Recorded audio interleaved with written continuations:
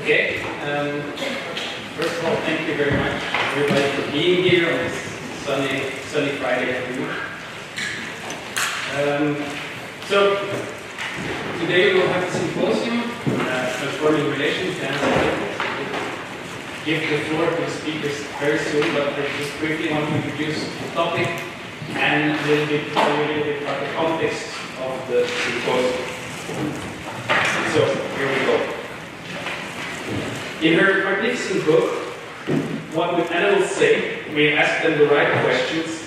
Belgian philosopher Vincent Desprez describes the confusion caused by a group of penguins that lived in the Edinburgh Zoo between 1915 and 1930. Over the course of these years, zoologists meticulously and patiently observed the penguins, beginning by naming each and every one of them.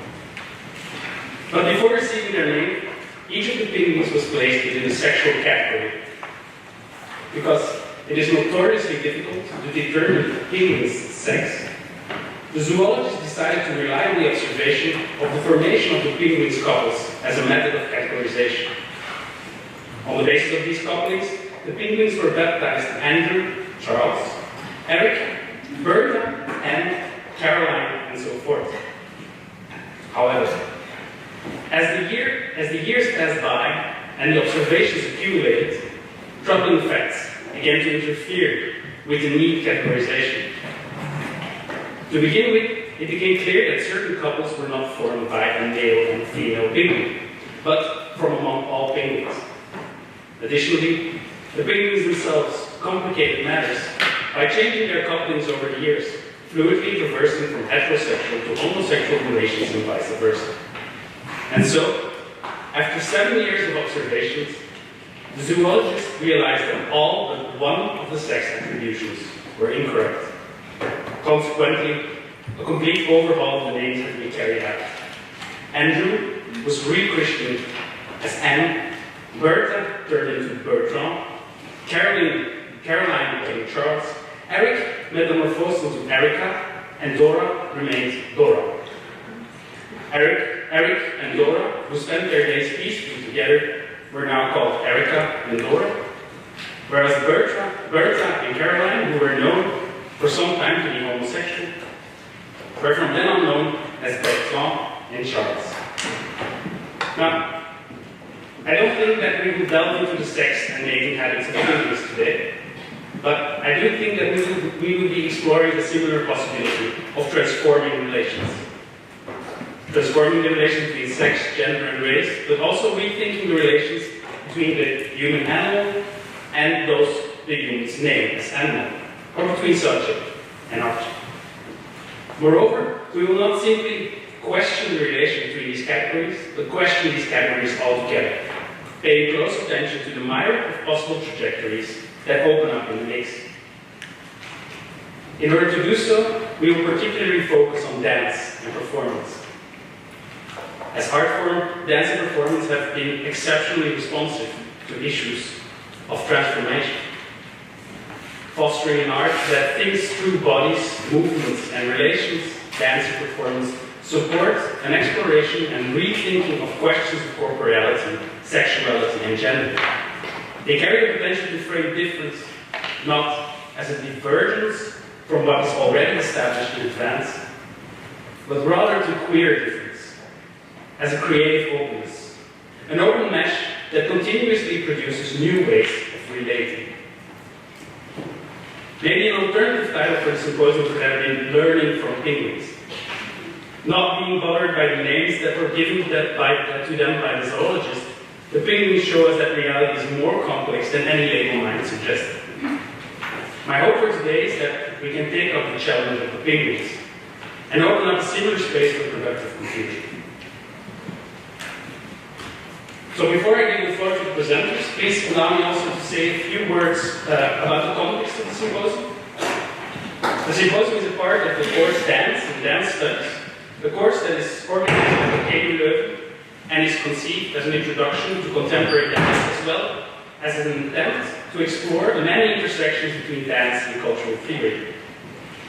For each symposium, we try to bring theorists from different fields together around a specific topic.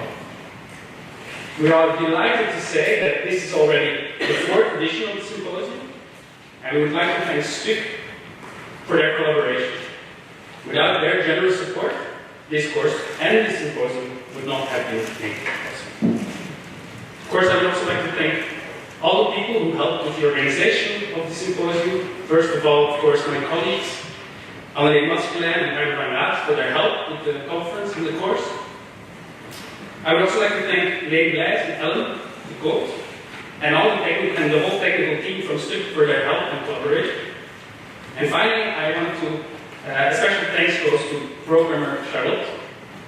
Over the years, Charlotte has not only been a generous and inspiring collaborative partner, but she has also helped to bring the program Dance and Dance Studies to a higher level thanks to her lucid and insightful input.